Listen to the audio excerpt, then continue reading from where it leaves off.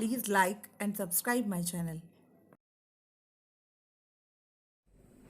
नमस्कार बच्चों, 7वीं कक्षा में आप सबका स्वागत है। मैं ज्योतिका कपूर, आपकी संस्कृत अध्यापिका। पिछली कक्षा में हमने तृतीय पाठा सूर्योदय का हिंदी अनुवाद और अभ्यास कार्य पूर्ण किया था। आज की कक्षा में हम आगे का अभ्यास कार्य पूर्ण करेंगे। प्रश्न संख्या 4, प्रश्न संख्या 6 और 7 पूर्ण करेंगे। तो चलिए शुरू करते हैं। तृतीय पाठा सूर्योदय। प्रश्न 4, उचित पदई रिक्त स्थानानि पूर्यत। उचित पदों के साथ रिक्त स्थानों को पूर्ण करें, अर्थात जो सबसे उचित शब्द हो यहाँ पर उन्हीं शब्दों को हमने भरना है। आइए, पदानी का अर्थ है पद यानी कि शब्द। पठित्वा पढ़ करके, स्नानत्वा स्नान करके, प्रणम्य प्रणाम करके, आदाय ले करके, गत्वा जाकर, नत्वा नमस्कार करके। तो आइए इन शब्दों को भरते हैं। अहम स्नानत्वा देवालयम गमिष्यामि। मैं स्नान करके मंदिर को जाऊंगा। देवालय का अर्थ होता है मंदिर। मैं पढ़ करके मंदिर को जाऊंगा, ये तो अच्छा नहीं लग रहा। मैं प्रणाम करके मंदिर जाऊंगा, ये भी अच्छा नहीं लग रहा। ले जा करके, नमस्कार करके, सभी शब्द अच्छे नहीं लग रहे। तब यहाँ पर स्नानत्वा यानी यही उचित शब्द लग रहा है कि मैं स्नान करके मंदिर को जाऊंगा। आइए अगले वाक्य पर। तत्र ईश्वरम, वहां ईश्वर को प्रणम्य प्रणाम करके। तो यहाँ सबसे उचित शब्द लगा कि प्रणाम करके। वहां ईश्वर को प्रणम्य प्रणाम करके, गृहम घर को, जाकर, गत्वा का अर्थ है जा करके, तो वहां घर को जा करके प्रातराशम करिष्यामि, नाश्ता करूंगा। ततः अर्थात वहां, पुस्तकानि पुस्तकों को। अब यहाँ पर जो शब्द हो गए उन शब्दों को देखो। गत्वा ले जाकर के, तो यहाँ पर हो गया शब्द। पठित स्नानत्वा भी हो गया, तो वहां पुस्तकों को पढ़ करके, ये भी सही नहीं लग रहा। आदाय भी सही नहीं लग रहा, ये गत्वा भी सही नहीं लग रहा। अन्य शब्द उचित नहीं लग रहे। वहां पुस्तकों को ले करके विद्यालय को जाऊंगा। एक ले करके आदाय शब्द यहाँ पर उचित लग रहा है, इसलिए हमने आदाय लिखा। आइए अगले वाक्य पर। विद्यालय सब शिक्षकम, विद्यालय में अपने शिक्षक को नमस्कार करके, तस्मात् संस्कृतम पठित्वा गृहम आगमिष्यामि, वहां संस्कृत को पढ़कर घर को आऊंगा। गमिष्यामि का अर्थ होता है जाऊंगा, आगमिष्यामि का अर्थ होता है आऊंगा। अहम दिया था शुरुआत में, यहाँ पर जो है शुरुआत में अहम दिया था, इसलिए यहाँ पर आमी वाले शब्द लगे हैं, क्योंकि अहम के साथ हम सदैव आमी वाले शब्दों का प्रयोग होता है। तो आइए प्रश्न 6 पर। पूर्ण वाक्येन उत्तरत, पूर्ण वाक्य में उत्तर दे। पहला प्रश्न देखिए। सूर्यः कस्याम दिशायाम उदयति। सूर्य किस दिशा में उदय हो रहा है? सूर्यः पूर्व दिशायाम उदयति। सूर्य पूर्व दिशा में उदय हो रहा है। प्रश्न 2, कमलानि कुत्र विकसन्ति। कमल कहाँ विकसित हो रहे हैं या विकसित होते हैं? कुत्र का अर्थ होता है कहाँ, तो यहाँ देखिए उत्तर। कमलानि सरोवरेषु विकसन्ति। कमल सरोवरों में विकसित हो रहे हैं। सरोवरेषु शब्द में सप्तमी विभक्ति बहुवचन है, जिसका अर्थ है बहुत सारे सरोवरों में। आइए प्रश्न 3 पर। वायुः कथम वहति। वायु कैसे बहती है? वहति शब्द का अर्थ होता है बहना। तो वायु किस प्रकार की बहती है यानी कैसे बहती है? प्रश्न 3 उत्तर। वायुः मंदम मंदम वहति। वायु धीरे धीरे बहती है। आइए प्रश्न 4 पर। सूर्यस्य चत्वारि अभिधानानि लिखत।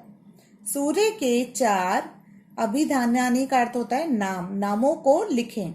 सूर्य के 4 नामों को लिखें। आपने पाठ में पढ़ा है कि सूर्य के पर्यायवाची कई नाम हैं। सूर्य शब्द के प्रायवाची शब्द कई दे रखे हैं। तो यहाँ पर सूर्य के 4 नाम हैं, भास्कराः, भानुः, दिवाकराः, रविः च सूर्यस्य अभिधानानि सन्ति। भास्कर, भानु, दिवाकर और रवि सूर्य के नाम हैं। देखिए इधर दिवाकरा और रवि के बीचों बीच हमने कॉमा नहीं लगाया है क्योंकि च शब्द आया है। यहाँ पर संस्कृत में 2 शब्दों के बाद और लगता है, जैसे हिंदी में हम बोलते हैं राम और श्याम, संस्कृत में हम दिवाकरः रवि च इस प्रकार से लिखते हैं संस्कृत में और को। आइए अगले प्रश्न पर। प्रश्न 5, कहा संसाराय प्रकाशम यच्छति। कौन संसार के लिए प्रकाश को देता है? तो कौन देता है संसार के लिए प्रकाश को? सूर्यः। सूर्यः संसाराय प्रकाशम यच्छति। केवल कह के स्थान पर आपने उत्तर बदलना है कि सूर्य संसार के लिए प्रकाश को देता है। प्रश्न 7, उचित पदई रिक्त स्थानानि पूरयत। उचित पदों के साथ रिक्त स्थानों को पूर्ण करें। पदानी, पदानी का अर्थ होता है बच्चों शब्द। तो यहाँ शब्द दे रखे हैं, गुरुः, भानवे, पशूनाम, बंधुभिः, साधुन, वायोः, गुरुः। इन शब्दों को ही हमें नीचे यहाँ पर भरना है। आइए देखिए, पहले नंबर में नमहा। नमहा शब्द जहां पर भी दिया हो, इसके योग में आगे वाले शब्द में सदैव चतुर्थी भक्ति का योग लगता है। तो यहाँ हमें शब्दों में देखना है किसको नमस्कार हो। यहाँ पर गुरु से लिखा है, पशुओं को नमस्कार नहीं हो सकता, बंधुओं के साथ भी नहीं हो सकता, साधुओं को, वायु को, गुरु को। तो सबसे उचित शब्द जो है वो है भानवे, अर्थात सूर्य को नमन हो, सूर्य को नमस्कार हो। अगले वाक्य पर आइए, इदानीं प्रदूषणम भवति। अब प्रदूषण होता है। तो अब किसका प्रदूषण हो रहा है? यहाँ पर उचित शब्दों को देखिए, भानवे हमने भर लिया, गुरु का प्रदूषण नहीं हो सकता, पशुओं का प्रदूषण नहीं हो सकता, बंधु साधुन भी उचित नहीं है। तो यहाँ पर वायु का ही प्रदूषण होगा, इसलिए आपने लिखना है वायु हो। इदानीं अब वायु का प्रदूषण होता है। आइए तीसरे वाक्य पर, सिंह राजा। सिंह राजा है। तो सिंह किसका राजा है? पशु नाम। सिंह पशुओं का राजा है। नाम शब्द आया जिसमें षष्ठी भक्ति बहुवचन लगा है, अर्थात सिंह जो है वो बहुत सारे पशुओं का, यानी बहुत पशुओं का, सभी पशुओं का राजा होता है। आइए चौथे वाक्य पर, अहम सह आलपामी। मैं कि इसके साथ आलपामी अर्थात वार्तालाप करूंगा। तो यहाँ पर सबसे उचित शब्द क्या बना? भानवे, वायु, पशुनाम, ये शब्द तो भर गए हैं। तो इसके बाद मैं बंधु भी अर्थात बंधुओं के साथ, अपने मित्रों के साथ बातचीत करूंगा। तृतीय भक्ति के योग में सदैव, सह के योग में सदैव तृतीय भक्ति लगती है, इसलिए ही हमने बंधु भी शब्द को यहाँ पर उचित ठहराया है।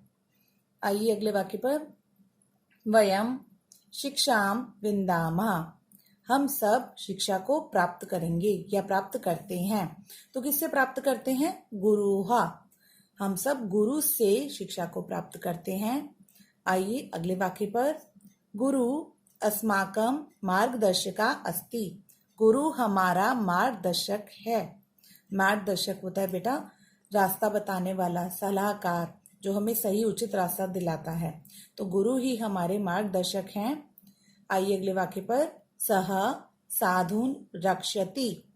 रक्ष के योग में सदैव, इससे आगे वाले शब्द में द्वितीय भक्ति का योग लगता है, इसलिए हमने यहाँ पर साधुन शब्द लिया। वह साधुओं की रक्षा करता है। बच्चों आशा करती हूँ आपको प्रश्न 4, 6 और 7 अच्छे से समझ आए होंगे। और यदि आपको समझ नहीं आए तो आप मुझे कमेंट बॉक्स में लिख करके भेज सकते हैं। आपका गृह कार्य केवल इतना है कि आपने इन तीनों प्रश्नों को अपनी कार्य पुस्तिका में पूर्ण करना है। तो आज के लिए केवल इतना ही। धन्यवाद।